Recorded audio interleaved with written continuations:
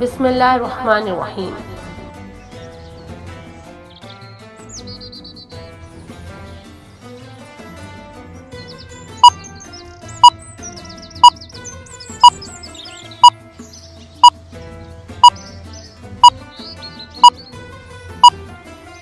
ماہ رمضان المبارک کے تیسرے دن کی دعا۔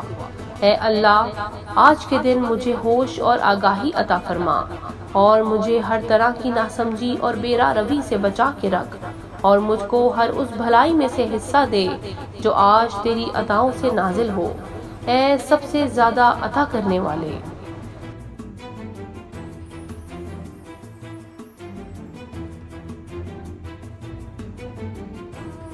ماہ رمضان کے تیسرے دن کا ثواب۔ حضرت رسول خدا صلی اللہ علیہ وآلہ وسلم نے فرمایا، ماہ رمضان میں خداوند عالم تیسرے دن بدن کے بالوں کے حساب کے برابر سفید موتی سے جنت الفردوس میں ایک قبہ بنائے گا، اور اس کے اوپر نور کے 12,000 گھر بنائے گا، اور اس کے نیچے 12,000 گھر بنائے گا، اور ہر گھر میں 1000 تخت ہوں گے، اور ہر تخت پر ایک حور بیٹھی ہوگی۔ تمہارے پاس ہر روز 1000 ملائکہ آئیں گے، اور ہر کوئی ایک ہدیہ لے کر آئے گا۔